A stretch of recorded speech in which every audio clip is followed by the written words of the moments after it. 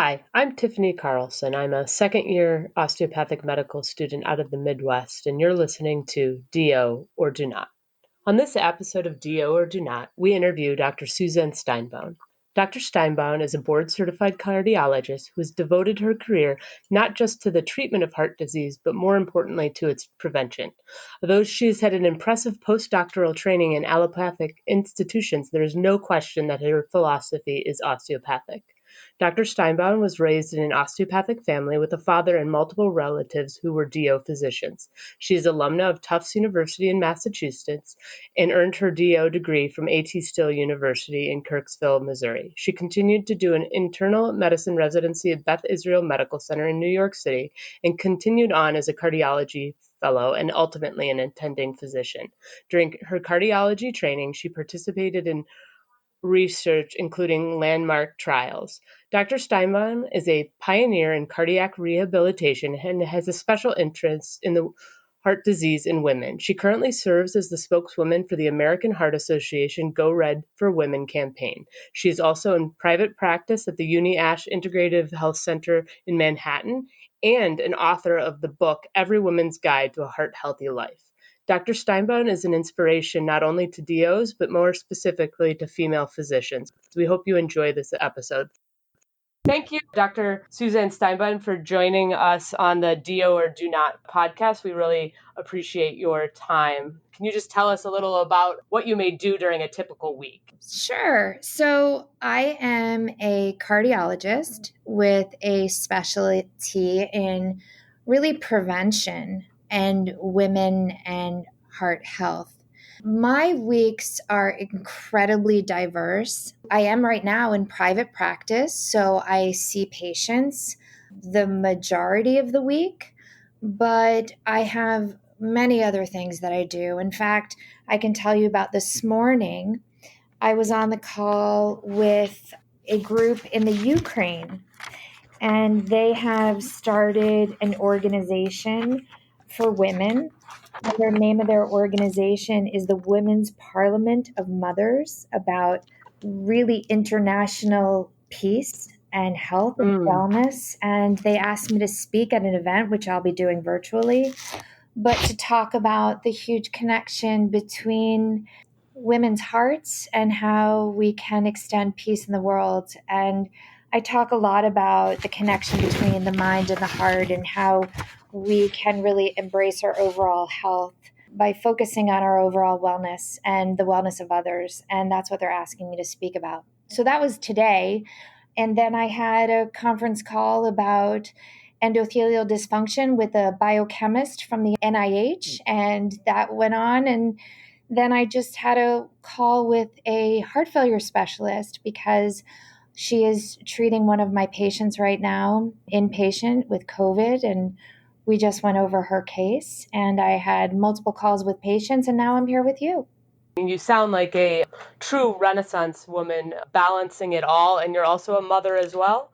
I am. I have a son who just turned 14. And I have to tell you that I don't know if there's such a thing as balance, but you got to juggle as best as you can. How did you become interested in medicine, and what made you decide to become a doctor? Well, I think it's only fair to say, to really talk about my family. We have 18 DOs in our family, and it really started with my grandfather. My grandfather was a family practitioner, and the office was connected to their house. And they used to babysit me often, and my grandma was in the kitchen and my grandpa was in the office, which was just behind the door connected to the kitchen. So I would tell you that my playroom was really his office. And one of the earliest memories I have, which I really can unbelievably remember so clearly, I was as young as close to 4 or 3, about that age. And my grandfather was very, very tall, and he was doing an eye exam on a patient. He was standing at the end of the hall, and I was looking at the letters on the wall, and I didn't know the alphabet, and I was furious. And I said to him, how am I going to help you in the office and see patients if I don't know the alphabet? And my grandmother was a teacher, and he said, well, go in and learn the alphabet and come back out. And I think that was that was the beginning of my interest in medicine. But I really don't remember a day on this planet without patients. And my father's an oncologist, and I spent weekends with him in the hospital just hanging out and knowing patients. I, at one point, thought that there was no way that I was going to do this. This was not for me. I lived this life with them, and I thought that was not something I was going to do. And I was in college and involved in child psychology and child development, and lo and behold, ended up in Boston Floating Hospital in a child life program for pediatric patients, thinking that this was something I was interested in, and ended up learning about all of the disease processes of these pediatric patients and how I could affect their outcomes based on the work that I was doing. And really was talking about holistic care. And in my research, I was referenced to a textbook that my uncle, who was a family practitioner in my grandfather's office, edited. And I Oh, thought, wow. oh no, I'm back to the family. It was devastating, and it very, very enlightening, and really I remember just thinking, well, I guess it's in my genes. And there is something to be said about that. That's really hard to explain, but I think that there's definitely been this viewpoint of health and how it should be delivered. And I guess after I wrote that paper, I figured I'm on my way. So that's what happened. Yeah, can you tell me a little about the research that you did at Tufts? Yeah, it was really on what they call child life, but it was the psychology of patients and how to get those patients prepared developmentally for medical procedures. And I was involved, believe it or not, I was a dancer. And so I, I minored in dance, and I was really trying to use dance therapy and movement and Erickson's stages of development in getting children prepared for the OR and for chemotherapy and for any of the treatment strategies that they had to undergo using all of these different modalities. And yeah, it brought me to an osteopathic textbook, believe it or not. What made you take the next step in your osteopathic journey? So I went to the founding school. I went to A.T. Still University in Kirksville, Missouri. And that's where my grandfather went, and my uncle, and my cousins, and my dad. And so it was definitely, I had been there multiple times. I was at my cousin's graduation when I was a little girl. It was just very much a part of our family conversation. But again, I thought I wasn't going to go there. I grew up in New Jersey, and I thought I would look at the New Jersey school. And I went out to Kirksville, and my grandfather's picture was on the wall. And I thought, if I'm going to do this, I wanted to do it the way that I had understood it and how I was grown up with it, and how I saw my father treat his patients. And I decided to go to that school, to go to where they went. So you were a legacy at AT Stills, but how did you make it your own experience? Well, I'm pretty independent as a person. And, I think one thing in my family, we all have our very well-formed personalities. And so I went out there and really just kind of did it my way. In fact, I remember saying to my father as I was leaving, wow, it's so interesting. I'm like leaving this dance world behind and entering medicine, and that's going to be interesting. And I ended up teaching dance classes to the students out there. So that was really fun. But I really think that going through the experience and being from the East Coast and being in Missouri, there were so many different variables of my life that were so different and so unique being in Kirksville. And it was one of the greatest life altering experiences I think I had in truly understanding people in a way that I don't think I ever would have understood if I stayed on the East Coast. Can you kind of delve into that, like how a small town can help you know people? Well, I only knew what I knew, which was being, in New Jersey, right outside of New York, there was just a certain way that people spoke and lived their lives and their perception. It was, common. There was a commonality to it. And I met people of different religions that I didn't know and different ways of life that I never saw. There was a way that people interacted with each other that I didn't ever see before. And so I got to understand the world from a lens that I'm not sure I would have seen. And it was enlightening. And I wasn't normal there. I I stuck out like a sore thumb, not in a good way in a lot of ways.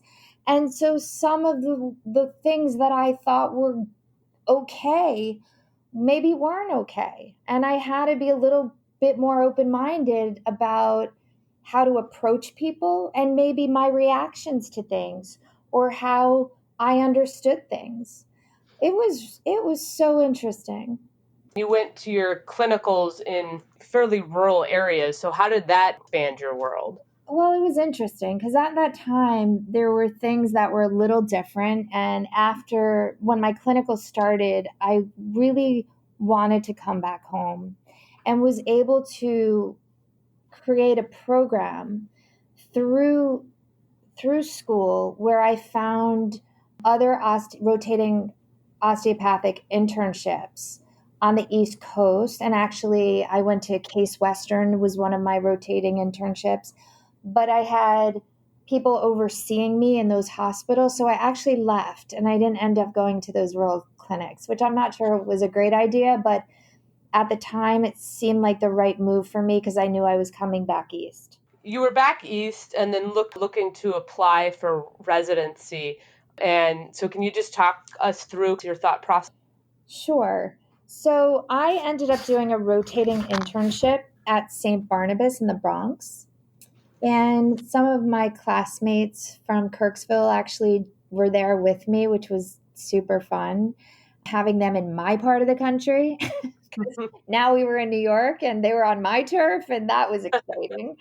But I didn't exactly know what I was going to do. And during that internship, I had a lot of interesting experiences. It was the beginning of HIV and AIDS and a very scary time because we were in the middle of the Bronx. And I think that 90% of that hospital had HIV, and that was before cures, and we didn't know what was going on. And I keep talking about this whole COVID experience now that in the beginning, it felt very similar to what was happening in HIV all those many years ago. We didn't understand it. We didn't know how it was transmitted. We were in like hazmat suits. We didn't get it. It was really interesting, the comparison. So I did a rotating, let me just say this. In my fourth year, I rotated through there as a student, and I was there for a long time. My memory might be off, but I might have been there for as long as 6 months, if that's possible. And then I spent the year after in the rotating internship where I met a cardiologist who was actually the head of the allopathic program there, the residency program there. And it was a blended program. So we were rotating with the MDs as well. And I used to get to the hospital very early in the morning, and he used to make rounds very early in the morning. And I was just always kind of, I would say, an aggressive learner.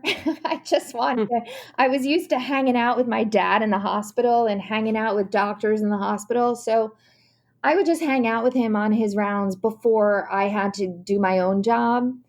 And he used to say to me all the time, you should go into cardiology, because I would notice things or pick things up or ask him things. And I said to him, nope, I'm going to go into infectious disease. I'm going to cure the world of AIDS. That's what I'm going to do. And he'd say, okay, but maybe you should consider cardiology.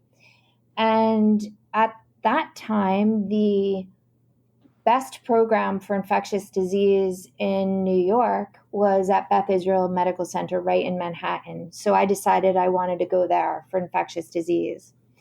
And as a DO, they asked me to repeat my internship. That was not a rotating internship. It was just part of the internal medicine residency. And that was a 3-year program. And I said, sure, why not? I don't have a problem with that. And what was so interesting is that they said, if you want to come and you agree to come, we will accept you.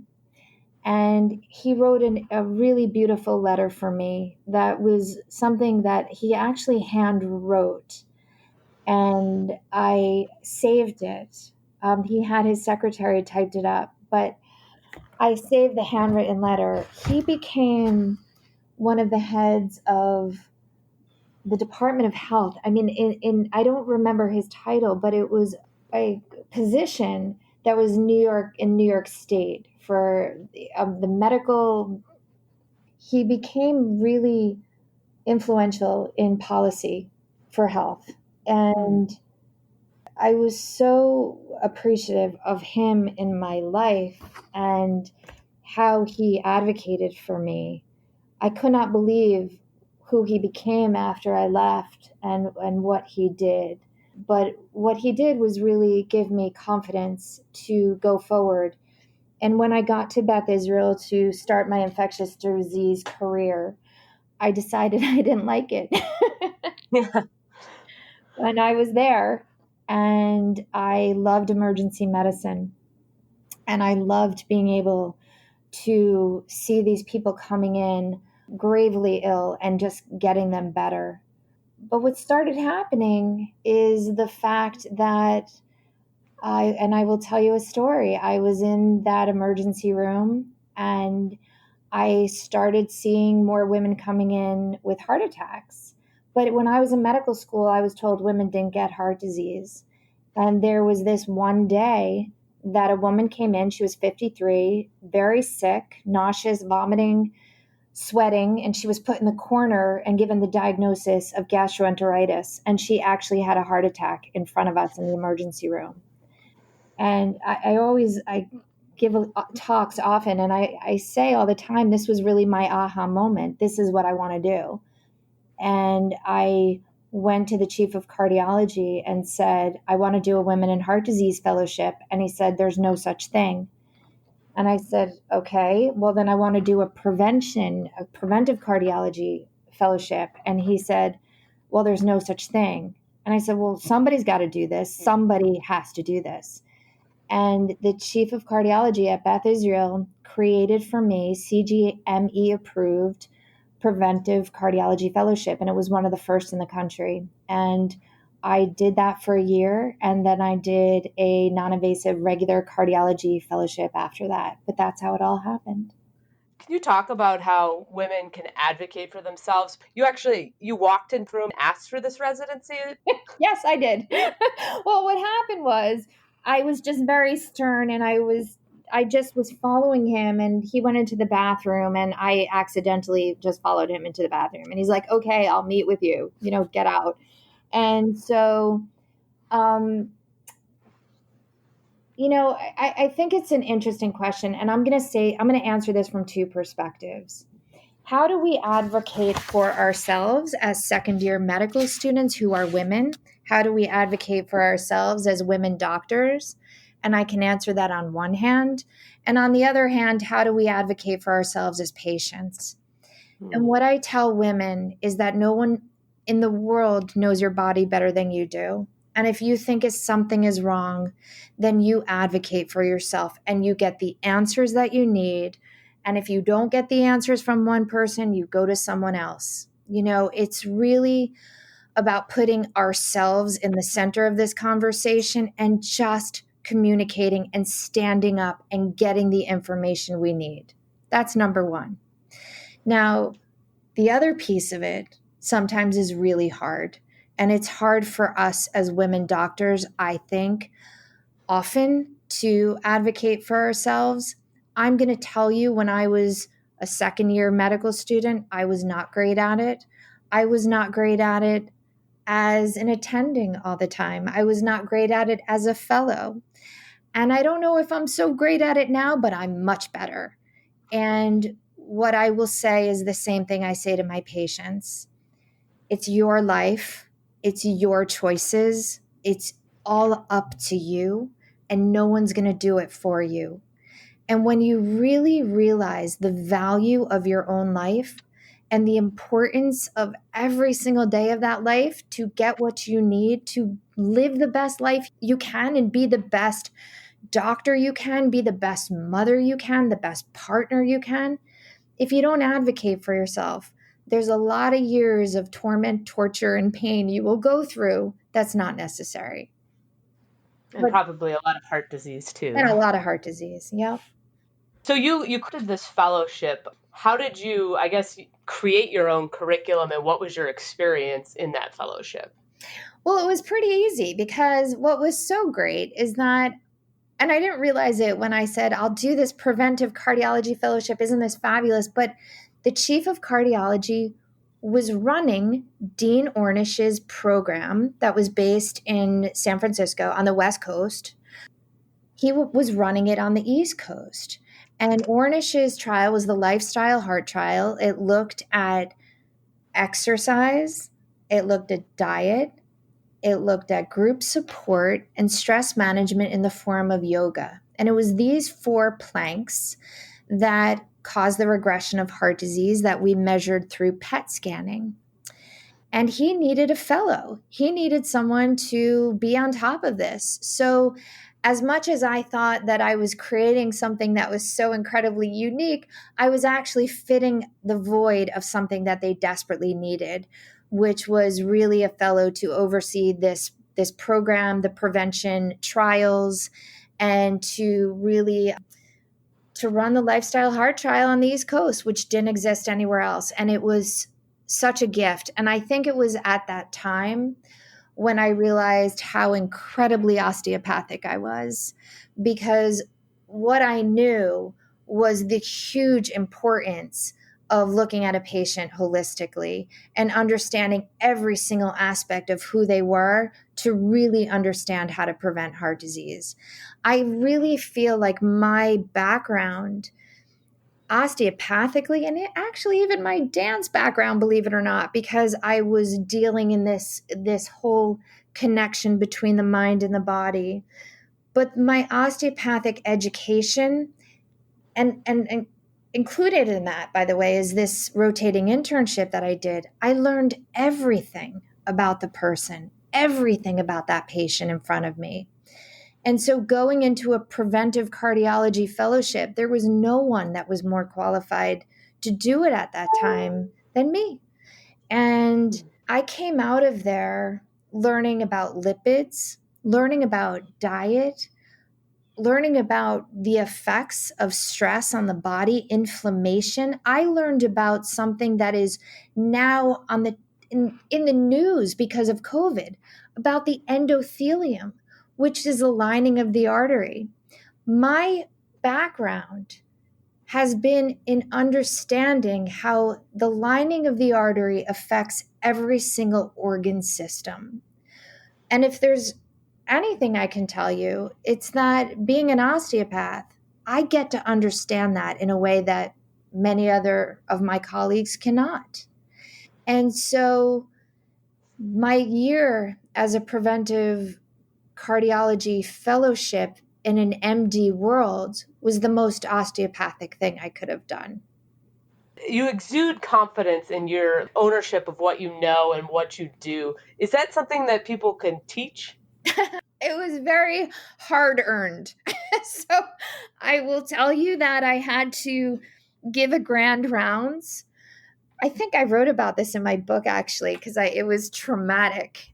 I had to give a grand rounds during the time when stents were the coolest things going on. And most of my colleagues were going into interventional cardiology and putting in stents. Well, having an understanding of the lining of the artery being the disease process of coronary artery disease and heart attacks, it made no sense to me to put a stent in because that was just a band-aid. It wasn't actually fixing the disease process. And so I gave a speech on the lining of the artery, on the endothelium. And I will tell you, I stood in front of a group of people who rolled their eyes, who ignored me, who like snorted, like they were just not interested. And while this was going on, my slides were ruined. The whole thing was a disaster. And they kind of ignored me. And I was devastated. And I got off the stage, the podium there, and I actually called my dad and I was crying. And I said, I'm going to quit. I'm not doing this. I'm going to quit. And he said, and I told him what was happening. I'm sobbing. And he goes, that's great. I'm like, did you hear me? And he said, no, this is great. It means you're onto something. You're on the cutting edge, and it means you're onto something. And either you're going to quit that or you're going to stand up in what you believe and you're going to take it and you're going to hear them say these things and you're going to explain it and you're going to keep going. And you know what happened?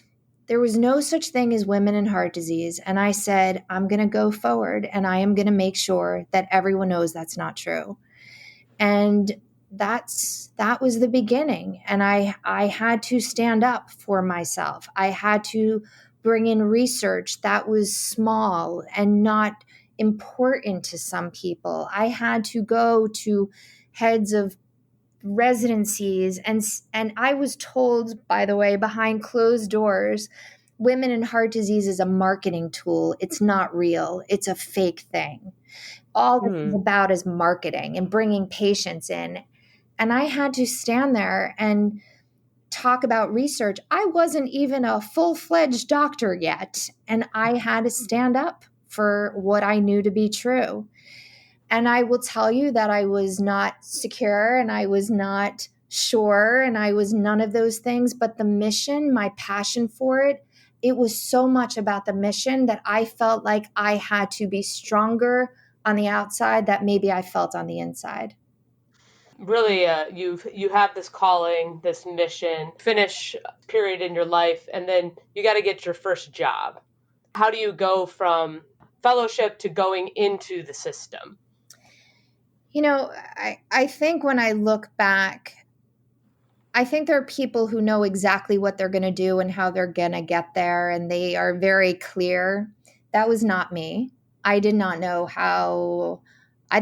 I was going to be a cardiologist. I did not know I was going into women and heart disease because there wasn't such a thing. I didn't know how I was going to get a job. I like, there was not a plan. But what happened was, and I don't remember fully the details of how this transpired, but at the time, hospitals started buying up other hospitals. So there, that whole consortium of hospital systems started happening, and hospitals were buying up freestanding doctors' offices also at that time. And they purchased a private practice of a cardiologist who was on the Upper East Side of Manhattan. And he was looking to have someone join his practice. And someone called and said, well, you're finishing your fellowship and this is an opportunity that came up. What do you think about going into this private practice scenario? And I thought, well, I know what that looks like. My dad was doing that and my grandfather was doing that. So that would make sense to me. But then my chief of cardiology, who ran the cardiac rehab center that we were running for Dean Ornish's program, he decided to leave and become a chief of cardiology at another hospital. And there was nobody to run that cardiac rehab program. And I said to them, I know I'm just out of my fellowship. I know nothing about how to run a program. I will learn. I've been in this program. I've been running it as a fellow, and let me take it over. And I ended up becoming a director of cardiac rehab really soon out of fellowship. It might not have been the first year, it might have been the second year. And so I was doing both things. I was in that private practice in a beautiful part of New York, which I loved so much. And I was with a wonderful guy, a cardiologist who had been practiced for many, many years. He was lovely and a great mentor.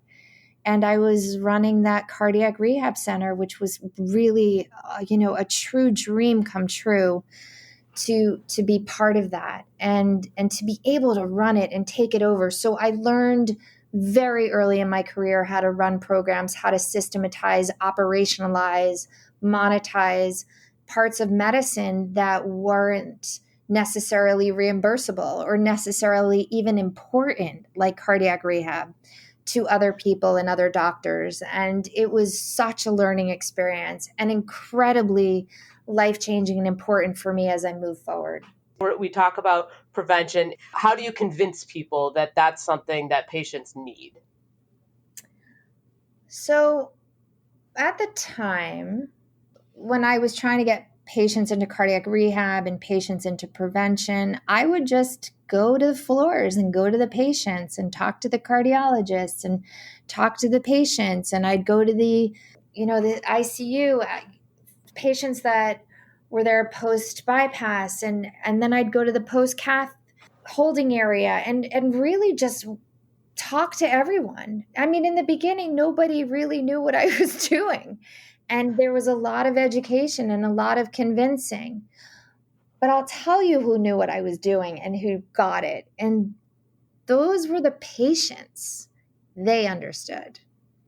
And so what I really learned early on was to educate the patients. And I became a spokesperson for Go Red for Women, part of the American Heart Association. It's been around for 16 years. And I was there when it started and really just wanted to educate women. And I wanted to tell women what they needed to know. And I talked a lot. I did everything, I didn't get paid for it. I would speak multiple times during the week for groups and organizations, and the Hispanic Housing Authority I remember going to, and I went to the Transportation Association, and I went to the police, and I went all over the place and to all these women's groups, and I talked to the women. And then I started talking to the media, and then the media started calling me and started doing television, and it was all very accidental. And I would, again, go to the floors and go to the doctors and just did not stop. And that's how it was in the beginning. And like everything else, the more you talk, the more they see you, the more they heard me. And I worked really, really, really, really hard. Eventually, it just became part of their mentality because I was always around. I was always there. And they started referring, or the women started asking to be referred. And that's kind of what happened. Cardiology has been, it's in your heart. Do you think you would ever go back, infectious disease, or explore other things? Do you have any regrets that you chose cardiology? Well, I remember saying when I was in my fellowship, and I had done my preventive cardiology fellowship at that point, and I just remember being in that cath lab, which was very hard for me because I didn't believe in it. I didn't actually believe in what I was doing, but I had no choice. I had to do it because that was part of the training. I think my regrets only have to do with advocating for myself, honestly. And I never said no. I never stood up for myself, I think, in ways that I should have. There were things that happened that were not okay. There was, it was a different time. We were on call every fourth night, overnight for 72 hours. It was a more of an abusive environment than it is now, I think. There was a lot that I had to tolerate that I don't think I would have now. Those things I regret. I think that in terms of my career, I don't think of myself as a normal cardiologist. I never wanted to be a normal cardiologist. I wanted to change the world in terms of prevention in women and heart disease. And that has been my mission every single solitary day. I do take care of patients as a cardiologist from the lens of a preventive osteopathic cardiologist, which I don't think a lot of people have in this country. And I don't think I could have done anything else besides what I do and how I do it. I am a believer that our education never ends. As I mentioned when we started this, I was on a call with a biochemist because I want to learn more about his viewpoint of the endothelium and how we can actually tackle it from non-pharmaceutical ways like exercise, like meditation, how we can affect the endothelium from nitric oxide and L-arginine and magnesium and other things. And I believe that we have to constantly and continually educate ourselves. This novel coronavirus hits our shores, and I assure you, it was a daily education for all of us and a deep dive into let's go back to learning what this is and how it affects us. And so if I didn't do that and wasn't accustomed to that, I'm not sure if I'd be able to take care of patients the way I am right now with this disease or the after effects. I'm seeing a lot of patients with sequelae of COVID who had it in March and April. And I believe that the continual education and learning early on that is who I wanted to be. And I always wanted to be the person who was going to push the needle and change our thought processes. That's who I am. And so I don't know if I would have ended up anywhere else. I picture you with a stethoscope and a red cape. You know what someone said to me yesterday? I pictured you with a stethoscope and red stilettos. And I was like, okay. The theme, the Go Red for Women, is throughout. You were a legacy at AT Still. How did you finance that education? And I think that we all have this own personal drama of financing our existences. And it's not easy. It's not easy then. And then it's not easy as it goes on because I ended up in one of the most expensive cities in the country. So the drama of loans continued. And I learned from my father early on that if I thought about money in my decision making, it was never going to make me happy. That I had to think about my purpose and my passion, and the money would come. That's not to say, I think there was one day I took a picture of my bank account because there was $1 in it. And I thought, this is a low. This is bad. This is a really bad feeling. But it didn't change my behavior. It didn't change how I proceeded. And I remember writing a book. And I wrote that book and I wrote it from I had a son at the time. And to get personal about that, I went through a very tumultuous divorce. It was awful, awful, awful as these things go. And my son was quite young. It happened when he was 3, and it went on for a while, and it was horrible. And I remember thinking to myself, what are you going to do? How are you going to deal with this? Are you going to fall apart and let your kind of life fall apart, or are you not? And are you going to live your purpose? And I took a good look at myself in the mirror and I said, yeah, I'm going to go write a book. And that's what I did. And I did it during a divorce. And I did it probably at the most challenging financial period of my life in terms of loans and everything that needed to go out financially during that time. And I wrote my book after I put my son to bed. Every night I would start at 9:00 at night and I would write till 2 a.m. And I'm not telling you to do this because I slept very, very little for a year and a half. And I'm not embarrassed to say now, and I never talked about it, but I actually got a 6-figure financial deal with that.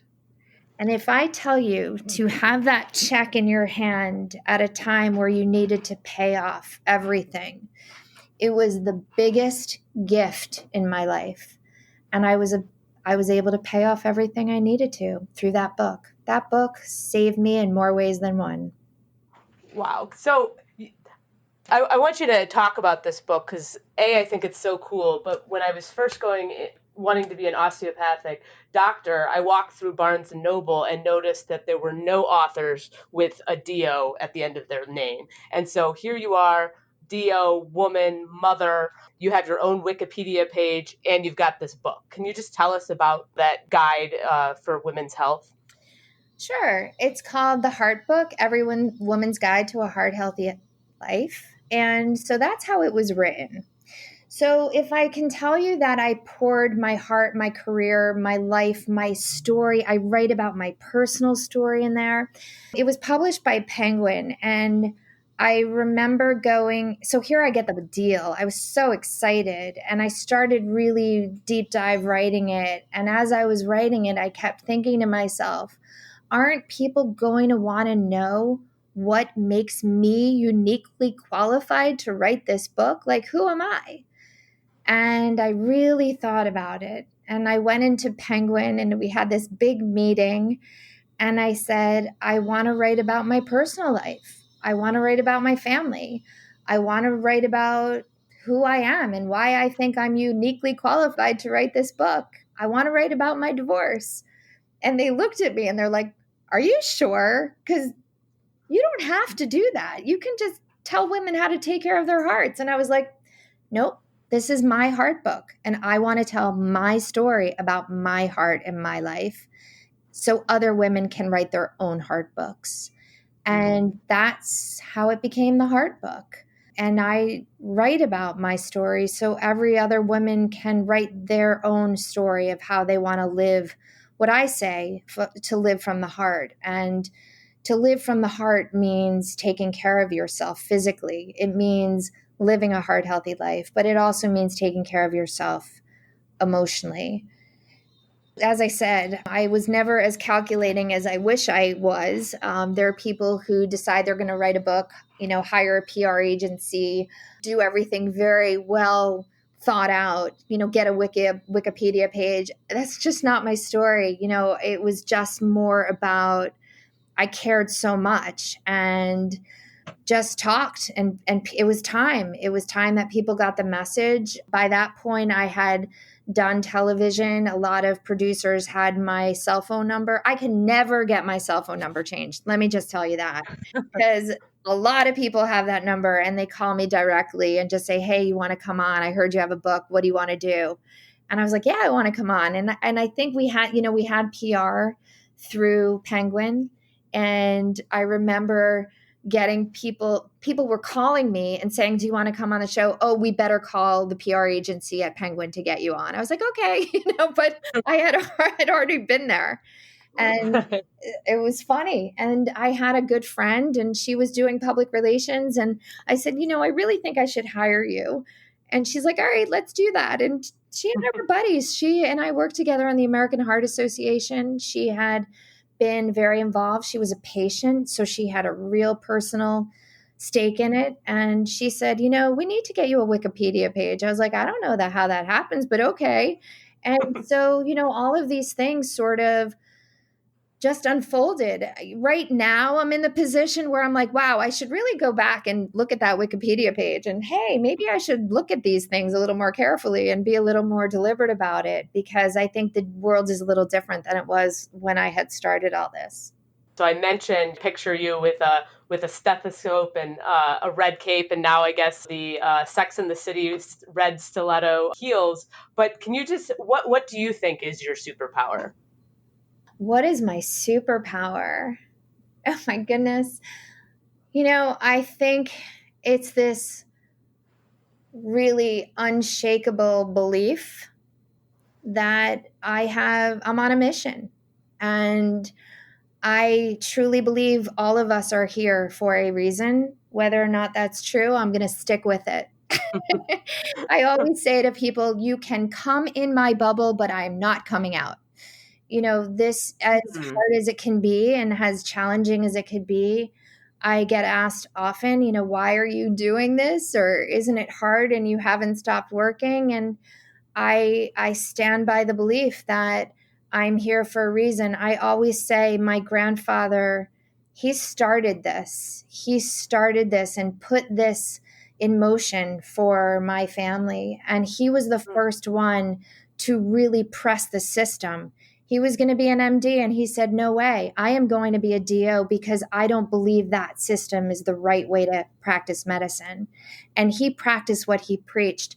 My father became an oncologist as an osteopath and trained at Sloan Kettering, one of the most prestigious hospitals in the world for cancer. And yet he practiced oncology as an osteopath. And I said, my job is to really educate and to really be here and get the message out there that we are holistic beings and that healthcare is not just a treatment paradigm, that we really need to look at health a little differently. And that, in my mind, as a legacy and as a person who has this belief system, my superpower is never giving up. Thank you for sharing your journey as well as your family's journey in this world. What is some piece of advice, like the best advice that you have ever gotten throughout your education, either, growing up in college, medical school, residency, yesterday on the subway, that you always think of and would pass along to students either pre-med or already in osteopathic school? The word authenticity always comes to mind. And I mean that in the sense of really being true to yourself, really, really being true to yourself. Never doing something because someone suggested, someone told you or do what's expected, do what you want. And school is hard and life is harder, and internships and residencies and tests and exams, and it is not easy. And I believe that being a physician, being an osteopath is a calling. I don't believe it's a job. It is challenging. And I think the more authenticity, the more you are true to yourself in all of your decision making, the better off you'll be. I talk about in my book, I tell my patients that when they're stressed, they should sing under their breath a song. Everyone needs a theme song. And when I was in the hospital, in the emergency room, and patients would come in with MIs, and I would be on call in the middle of the night, realizing these people's lives were in my hand, I would say, I need my theme song to get through this, to breathe, because it's really about the breathing. And I always think of that song. Dolly Parton wrote it and Whitney Houston made it famous. If I fail, if I succeed, at least I lived as I believe. No matter what they take from me, they can't take away my dignity, because the greatest love of all is happening to me. And I think everyone needs to really have their theme song. And I'm not sure how that sounds to you, but what it sounds to me is really a way for all of us to grab onto what matters most. And I think ultimately that's my message. Wow, that's some powerful stuff. And I always think of the Beach Boys "You Can Make It Big" song. So well, sing it under your breath whenever you get upset. It'll make you breathe. It'll decrease your heart rate and your blood pressure. Thank you so much, Dr. Steinbaum, for this has been an awesome hour. So I appreciate your gift to us. And when I was researching for this, I thought it was so cool that you popped up next to Dr. Jean Bolin and her idea of women's circles. I appreciate so much that you reached out. And I think that what I want to say to you personally, and to especially your women colleagues, what we had to go through, you guys aren't having to go through. Stick together, support each other, really support each other. It's a hard road. And the more that women doctors can help each other, the better off we're all going to be. So thank you. And thanks for being the one to research and interview. I appreciate it. This concludes our episode of Do or Do Not. Send all inquiries, comments, suggestions, and even let us know if there's someone you want us to interview to doordonotpodcast@gmail.com. Don't forget to like us on Facebook at Do or Do Not Podcast for updates. If you enjoyed our podcast, please share it with your classmates and administration. We have plenty of more interviews lined up, and we're excited to share them with you. This is Tian Yu Shea. Thank you guys so much for listening to Do or Do Not.